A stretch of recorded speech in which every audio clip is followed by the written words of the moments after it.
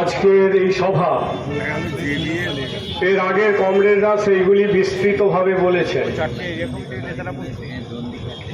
আমি ওই প্রসঙ্গে আর নতুন করে একই কথা, সেটা খানিকটা সেই ছোটবেলার গরুর রচনার মতো হয়ে যাবে, সেই কথা না বলে অন্য কয়েকটি কথা আপনাদের কাছে উত্থাপন করছি।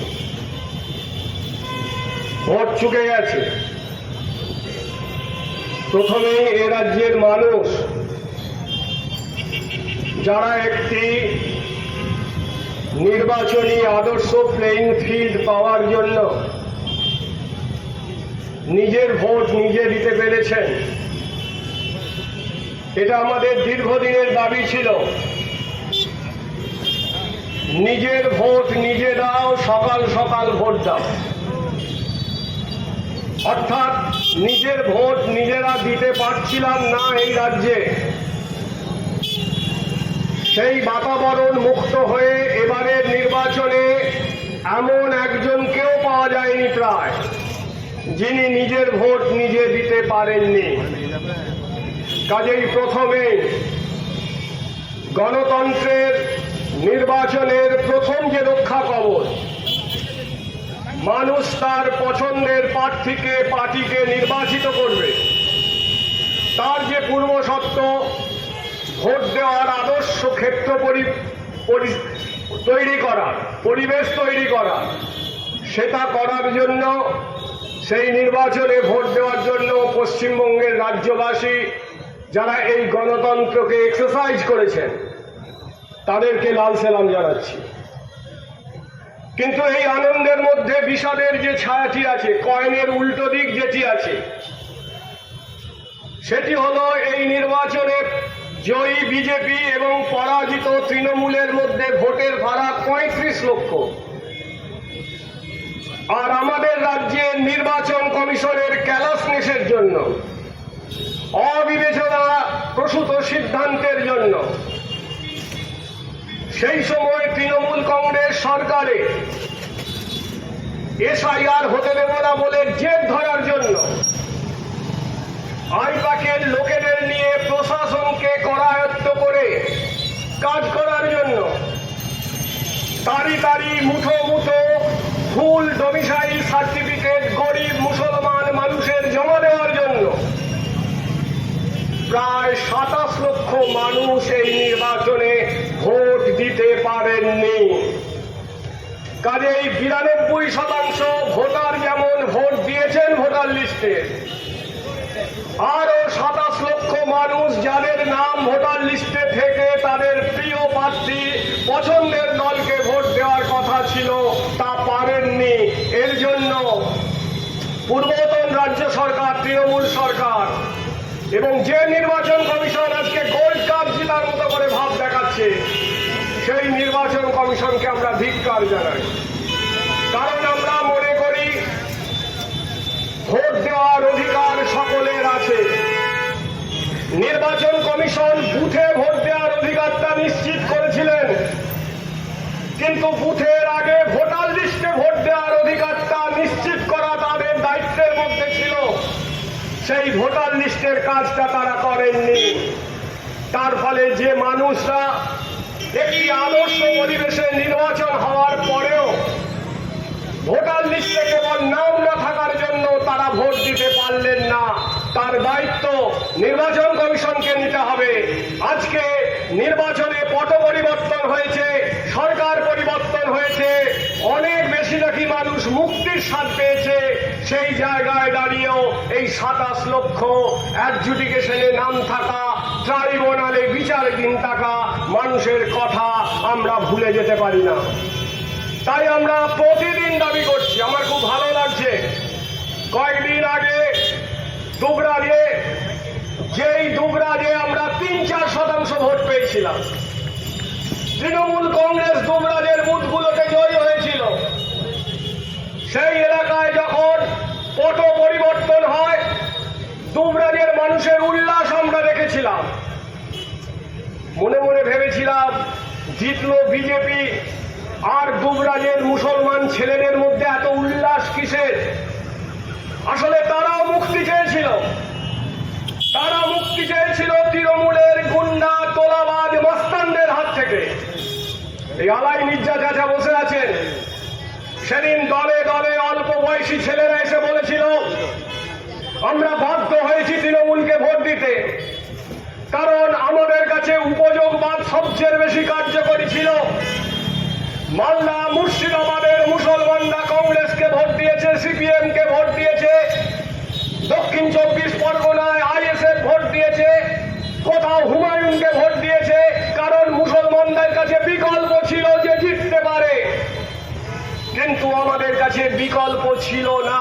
আমরা আমাদের চেতনার মানে বামপন্থীদের বিকল্প ভাবতে পারিনি। কিন্তু এই যে তৃণমূল সরে গেল, যারা আমাদের নাম তুলে দেবে বলেছিল, এসআইআর এর জন্য প্রাণ ঢেলে দেবে বলেছিল, তারা নিজেরা নিজেদের প্রাণ নিয়ে ভেগে গেল টাকা পয়সা সম্পত্তি রক্ষা করার জন্য। আর পাড়ায় তাদের দেখা যাচ্ছে না। আর আপনারা 3% ভোট পেয়ে আপনারা দুবরাজের মাটিতে দাঁড়িয়ে লাল ঝান্ডার পিছনে দাঁড়িয়ে কথা বলছেন আমরা আছি আপনাদের পাশে, আপনারা এগিয়ে চলুন। সেই সাহস তারা দিয়েছিলেন। সেই দিন তাদেরকে বলে এসেছিলাম সংখ্যালঘু মানুষের দাবি নিয়ে সবচেয়ে বেশি গণতন্ত্রে গুরুত্বপূর্ণ সংখ্যালঘু মানুষের কথা, তাদের অধিকার, সেই দাবি নিয়ে আমরা এসডিও ডেপুটেশন করব। আজ যখন তাদের দেখতে পাই আজকের সভায়, সবচেয়ে বেশি গর্বিত লাগে পার্টির একজন কর্মী হিসেবে আমাকে। তাই মানুষ যারা তৃণমূলকে ভোট দিয়েছে, মানুষ হিন্দু পাড়ায় যারা বিজেপিকে ভোট দিয়েছে, তারা তৃণমূল বিজেপি হয়ে যায়নি। আমাদের বামপন্থীদের সর্বাগ্রে এটা অনুভবের মধ্যে রাখতে হবে, তারা তৃণমূল বিজেপি হয়ে যায়নি।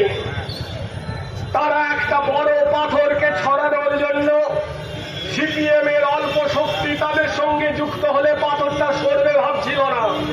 তাই একটা বড় পাথরকে সরানোর জন্য তারা জনগণ হিসেবে তাদের শক্তির সঙ্গে প্রতিক্রিয়ার আরো একটা বড় শক্তির সাহায্য চেয়েছিল, যাতে বুকের উপরে চাপা দেওয়া সেই পাথরটা সরানো যায়। তাই তাকিয়ে দেখুন, সংখ্যালঘু পাড়া, সংখ্যাগুরু পাড়া, সর্বত্র একটা মুক্তির আনন্দ বিজেপি জেতার পর সাধারণ মানুষ অনুভব করছে। কিসের মুক্তি? দীর্ঘদিনের গণতন্ত্রের টুটি টিপে ধরা, দীর্ঘদিনের তোলাবাজি, দীর্ঘদিনের আইন মানে সেই নেতার কথাই আইন, দীর্ঘদিন ধরে মানুষকে গণতন্ত্র দিতে না পারা। 11 সালের পর বহু মানুষ বলেছেন এই প্রথম ভোট দিতে পারলাম।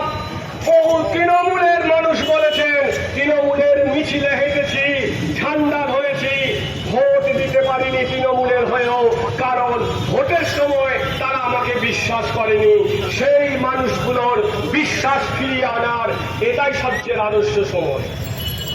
যারা ভাবছেন লড়াইটা সরাসরি হয়ে গেল, এতদিন দুটো শক্তি, প্রতিক্রিয়া শক্তি, তাদের বিরুদ্ধে লড়তে হচ্ছিল, আজকে সাম্প্রদায়িক বিজেপি ভার্সেস কমিউনিস্টদের লড়াই হবে, তারা সবটা সঠিক এখনো বুঝতে পারছেন না। প্রতিক্রিয়া লুকিয়ে থাকে, দক্ষিণপন্থীরা লুকিয়ে থাকে। এই যে বিজেপি বলছে তৃণমূলীদের নেব না, মাস্তানদের নেব না, দেখবেন যত সময় এগুবে ভাষ্য পরিবর্তন হতে হতে বাছাই শুরু হবে। কম ভালো, কম খারাপ, বেশি ভালো, বেশি খারাপ, এইভাবে তাদের বাঁচতে হবে। তাছাড়া তাদের সামনে দ্বিতীয় কোনো রাস্তা খোলা নেই। আর আমাদের বামপন্থীদের সামনে সবচেয়ে বড় সুযোগ যে শূন্যতা তৈরি হয়েছে। 80টা বিধানসভায় আসন জেতার পর তৃণমূল রাস্তায় থাকতে পারে না। কুরবানি নিয়ে হুঙ্কার দেওয়ার পর সংখ্যালঘু মানুষগুলোর পাশে 36 জন সংখ্যালঘু এমএলএ জিতেছে তৃণমূলের। সেই 36 জন মুসলমান এমএলএর হিম্মত হয়নি মুসলমান পাড়ায় গিয়ে কুরবানি হবে 1000 বছর পুরনো একটি ধর্মীয় ধারা কখনো এক লহমায় বন্ধ হয়ে যেতে পারে না, সরকার পরিবর্তনের জন্য বন্ধ হয়ে যেতে পারে না। আজ থেকে 70-80 বছরের তৈরি হওয়া একটা আইন যখন গোটা পশ্চিমবঙ্গে গুটিকয় পৌরসভা ছিল, সেই আইনে বন্ধ হয়ে যেতে পারে না। এ কথা বলার হিম্মত তৃণমূলের নেই। শূন্য পাওয়া দল বলে আমাদের ব্যঙ্গ করা হয়েছিল। সেই শূন্যের গেরো যেমন কাজে আমরা এক হতে পেরেছি, তেমনি মানুষকে এক করার কাজ আমাদের প্রথম দিন করতে হবে। আমরা বিজেপিকে দেখতে চাই। এই রাজ্যে নতুন বিজেপি মানুষের ম্যান্ডেট নিয়ে এসেছে। 208টা আসনে বিজেপি জিতবে, এটা সাধারণ মানুষ ভাবেনি, এমনকি বিজেপি নেতারাও ভাবেনি। কাজে এই যে ম্যান্ডেট, বিজেপি তড়ি ঘড়ি কিছু কাজ করতে চাইছে। সেই কাজের মধ্যে যেমন ভালো কাজ আছে, তেমনি প্রচুর হঠকারী কাজের সূত্র লুকিয়ে আছে। আমাদেরকে নিরীক্ষণ করতে হবে, পর্যবেক্ষণ করতে হবে, সময় দিতে হবে।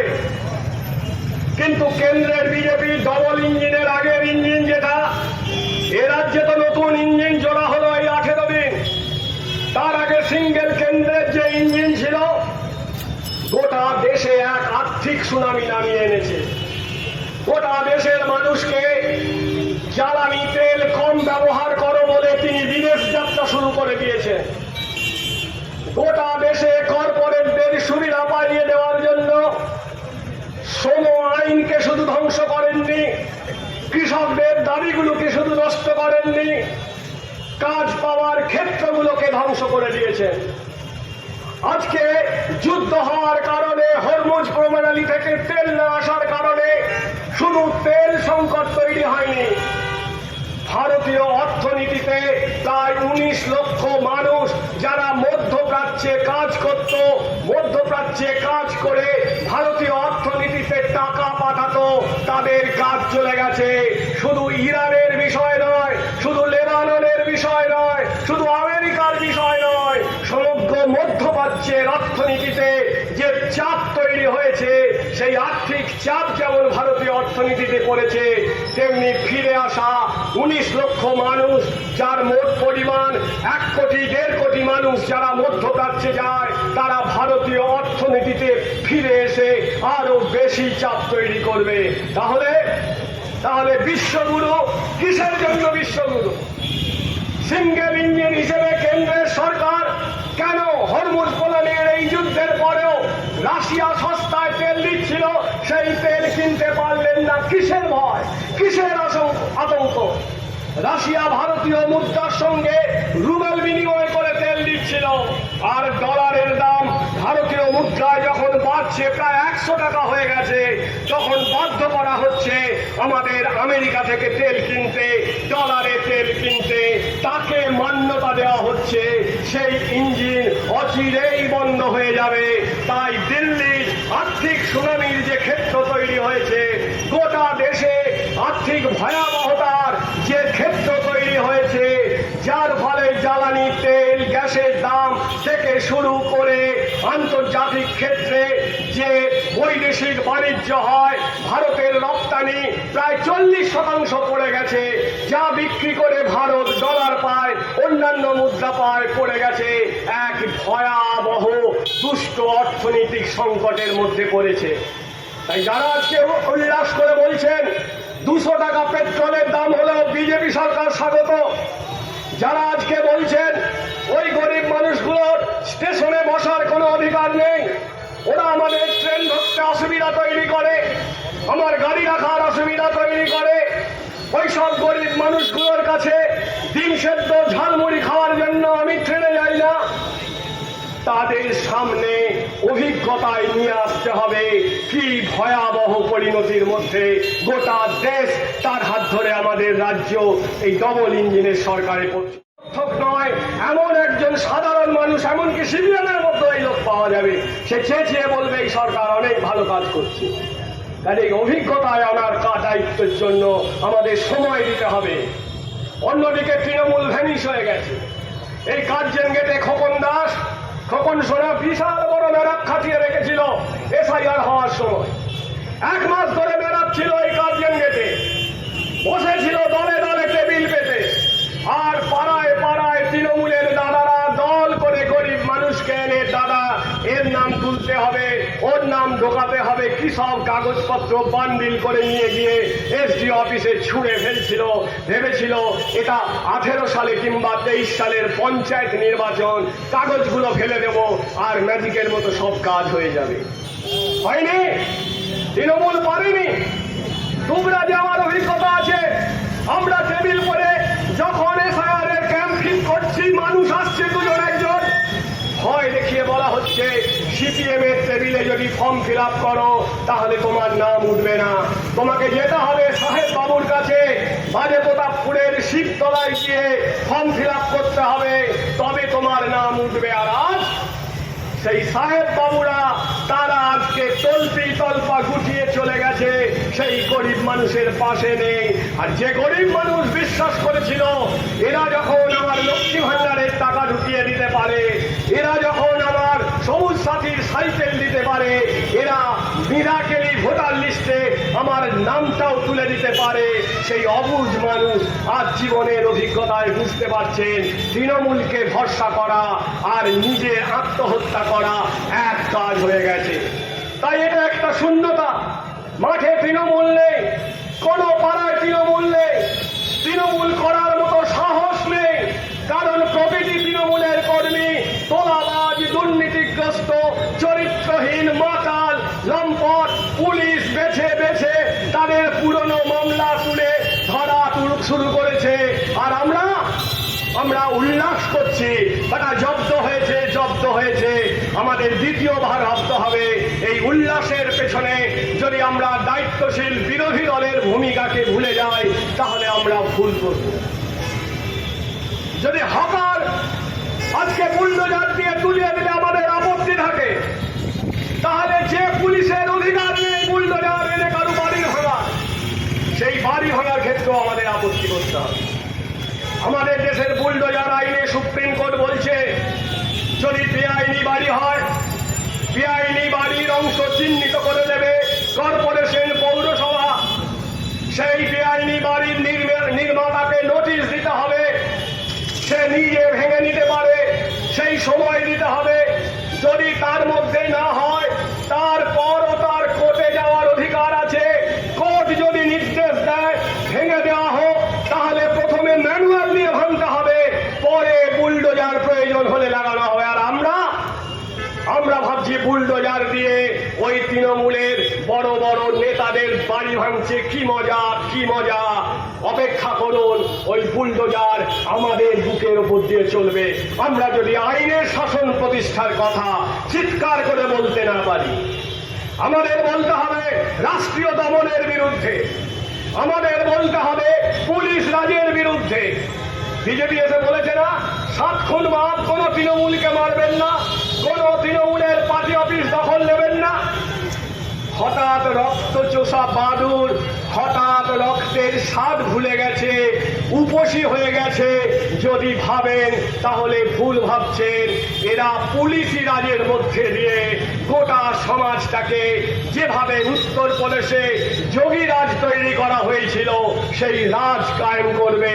তাই আজকে সবুরে প্রথম এই সকালবেলাতেই আমাদের বুঝতে হবে ভয়াবহ এক দমনের রাজনীতি, ভয়াবহ এক পীড়নের রাজনীতি। পুলিশ, মিলিটারি, বুলডোজার, সংখ্যালঘু মানুষদের দীর্ঘদিনের ধর্ম পালনের অধিকার, এসবের মধ্যে দিয়ে যারা নামিয়ে আনতে চাইছে, আসলে আর যাই হোক তারা গণতন্ত্র চায় না।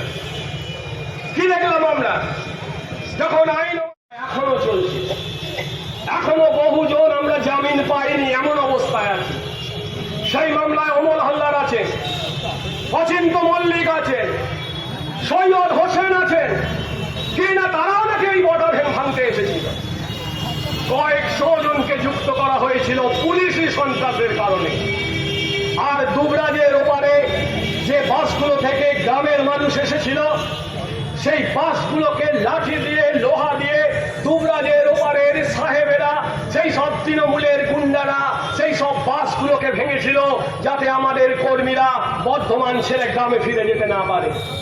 তাদের বিরুদ্ধে মামলা হয়নি। আজকে আমরা ভাবছি এই বটা ভাঙার পর, এই পৌরসভা বটাকে তুলে নেওয়ার পর আমাদের দারুণ আনন্দ হয়েছে। দেখলি সেদিন আমরা করেছিলাম বলে মামলা করেছিলি, পুলিশ লাঠি পেটা করেছিলি, আজকে প্রশাসন এক কলমের খোঁচায় কিভাবে তুলে দিল। গণতন্ত্রে যদি যুক্তি না কাজ করে, গণতন্ত্রে যদি বিরোধী পরিসর না কাজ করে, গণতন্ত্রে সবকিছু যদি সার্কুলার দেওয়া হয়, গণতন্ত্রে নতুন বিধায়িকা যেখানে যাচ্ছেন চাবি খুলে দিচ্ছেন, চাবি ভেঙে দিচ্ছেন, ম্যাজিকের মতো এই করতে হবে ওই করতে হবে বলছেন, প্রশাসন সঙ্গে সঙ্গে yes ma'am, no ma'am, yes ma'am, বাবু যত বলে পারিষদ দলে বলে তার শতঙ্গন করছেন। আর আমরা ভাবছি এইটাই আমরা চেয়েছিলাম। মানুষ দায়িত্ব চাইতে পারে, আমাদের কমিউনিস্টদের ভাবনা সাধারণ মানুষদের যে অনেক বেশি এগিয়ে থাকতে হবে। তাই গণতন্ত্র পুনর্নির্মাণের যে লড়াই, সেই লড়াই শুরু করেছে রাজ্যের মানুষ। সেই লড়াই রাজ্যের মানুষ তৃণমূলকে হারিয়ে দিয়ে তারা এই লড়াইকে শুরু করেছে। আগামী দিনে বিজেপির সঙ্গে আমাদের যে লড়াই হবে, সে লড়াই কেবল পুলিশি সন্ত্রাসের, সে লড়াই কেবল দমনের, রাষ্ট্রীয় দমনের লড়াই হবে না, সে লড়াই হবে মস্তিষ্কে। আমরা প্রস্তুত আছি। সেই মস্তিষ্কের লড়াই করার জন্য আমাদের প্রস্তুতি নিতে হবে। তাই এসডিওর কাছে ডেপুটেশন দেব। এসডিও হ্যাঁ দেখছি, হু দেখছি বলতে হবে, কিন্তু আমার সংখ্যালঘু মানুষের দায় আছে। কুরবানি যখন পালন করবেন আপনাকেই দায়িত্ব নিতে হবে। গণতান্ত্রিক অংশের, বামপন্থী অংশের পক্ষ থেকে যে কুরবানিটা পাড়ার সেইখানে করব, যেখানে লোকজন কম, ঘিরে দিয়ে, চট দিয়ে, ঘিরে দিয়ে আড়াল করে কুরবানি করব, যাতে অন্য সম্প্রদায়ের মানুষের মধ্যে কোনো বিরূপ প্রতিক্রিয়া তৈরি না হয়। এ দায় আমার। আজকে 50 সালের আইনকে লাগু করার সুযোগ আমরা যেন না করে দিই, সেই আইনকে টোটো মানার সুযোগ আমরা যেন না করে দিই। গরু জবাইয়ের পর তার মাংস কুরবানি ঈদে বিলি হয়, প্রতিটি পরিবারকে দেওয়া হয়, অন্য পরিবার থেকে নিজের পরিবারে আসে সেই মাংস। মুরগির দোকানে আমরা মাংস কিনলেও দেখবেন সাদা পলিথিনে মাংস দেওয়ার পর কালো পলিথিন দেওয়া হয়, যাতে রক্ত মাংসটা না দেখা যায়, দৃশ্যমান না হয় তার জন্য। তাহলে আমাদের দায়িত্ব, সংখ্যালঘু মানুষের দায়িত্ব। ওরা কুরবানির প্ররোচনায় সংখ্যালঘু মানুষকে ফেলতে চায়, আর আমরা সেই জায়গায় আমাদের ধর্ম পালনের পাশাপাশি মাংস যখন বিলি করব, সাদা পলিথিনের পাশে কালো পলিথিন দেব। রাস্তা দিয়ে যখন বন্ধু আত্মীয়র বাড়িতে দিতে যাব, যেন দৃশ্যমানতার ক্ষেত্রে কোনো বিরূপ প্রতিক্রিয়া তৈরি না হয়। যে চামড়া নাড়ি ভুড়ি আছে তার দিন থাকতে থাকতে, যারা চামড়া কেনে তাদের হাতে তুলে দিয়ে দিন থাকতে থাকতেই তাকে বিদায় করে দিতে পারি। আর নাড়ি ভুড়ি বর্জ্য অংশ যাতে মাটির তলায় চাপা দিতে পারি, আমাদের দায়িত্ব নিতে হবে। এই সরকারি আইন মানব না, সরকারি আইন হলেই আমরা বিপক্ষ করে উঠব, আমরা এইসব মানি না নয়। গণতন্ত্রে ধর্ম নিরপেক্ষতায় আজকে দাঁড়িয়ে বিকল্প ধর্ম নিরপেক্ষতার চর্চা, বিকল্প ধর্ম নিরপেক্ষ অভ্যাসের চর্চা, বিকল্প সাংস্কৃতিক পরিবেশ গড়ে তোলার চর্চা আমাদের গ্রহণ করতে হবে। তাই যখন আইন হয় একই সঙ্গে মুয়াজ্জিম ভাতা বন্ধ হবে, মোল্লাতন্ত্রের ভাতা বন্ধ হবে, একই সঙ্গে পুরোহিত ভাতা বন্ধ হবে, আমরা স্বাগত জানাই। যে ধর্মের ভিত্তিতে ভাতা, এটা আমরা দীর্ঘদিন বারণ করেছিলাম, চলতে পারে না। আজকে যখন বন্ধ হয় তখন মন্দিরে গিয়েও আমাদের বলতে হবে, পুরোহিত তোমার এই ভাতা বন্ধ হওয়া প্রয়োজন ছিল, তোমাকে মানতে হবে। হিন্দু হিন্দু বলে বুক চাপড়ে এই ভাতা চালু করতে হবে, বলতে তুমি পারো না। মুসলমান মসজিদের মুয়াজ্জিমের কাছে, মোতোয়ালির কাছে গিয়েও আমাকে বলতে হবে যে এই ভাতা তোমরা চাওয়ার জন্য মানুষকে জড়ো করো না, এটা বন্ধ হওয়া দরকার। ধর্মের ভিত্তিতে এই জিনিস একটি ধর্ম নিরপেক্ষ স্বাধীন দেশে সংবিধান প্রণয়নকারীদের কাছে কখনো কাম্য হতে পারে না। তাই আমাদের ধর্ম নিরপেক্ষতা, আমাদের সংবিধান, আমাদের রাষ্ট্রীয় আইন তা যাতে টোটো ফলো হয়, তার জন্য আমাদের নজরদারি করতে হবে। তার জন্য বিজেপিকে সময় দিতে হবে। যেখানে সেই সময় দেওয়া হবে না, যেখানে বড় লোক ধনী লোক আলাদা বিচার করা হবে,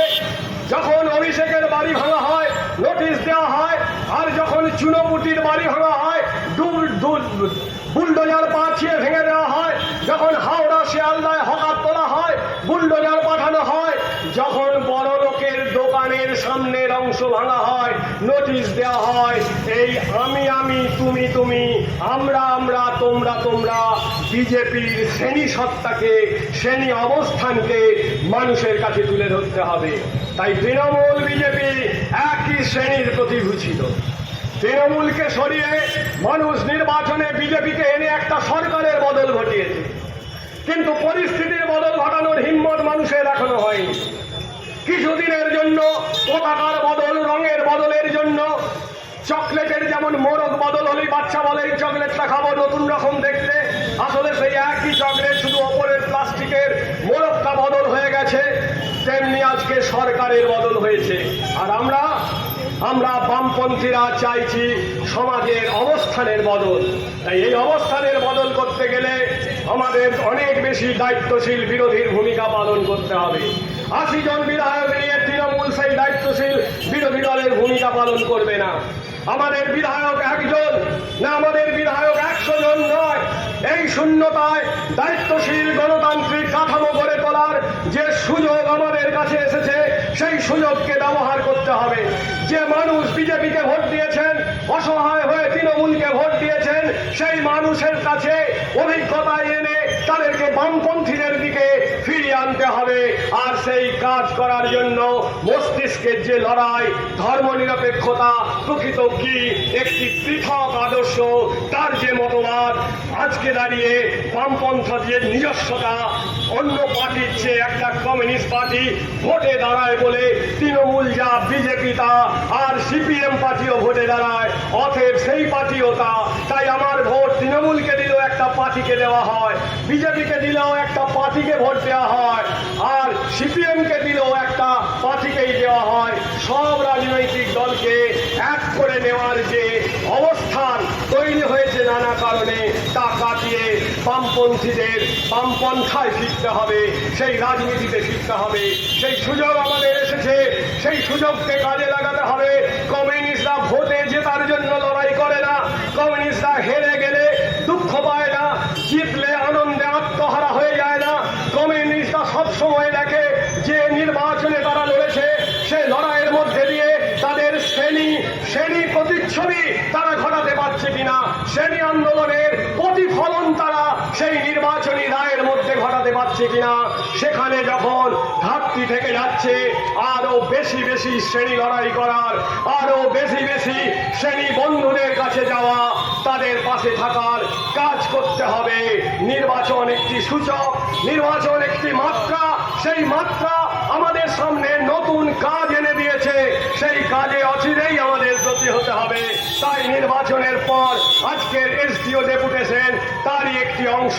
আপনারা যারা এসেছেন তাদের লাল সালাম জানিয়ে, সংগ্রামী অভিনন্দন জানিয়ে আমার কথা শেষ করছি। ইনসাফ জিন্দাবাদ, ভারতের কমিউনিস্ট পার্টি মার্ক্সবাদী জিন্দাবাদ।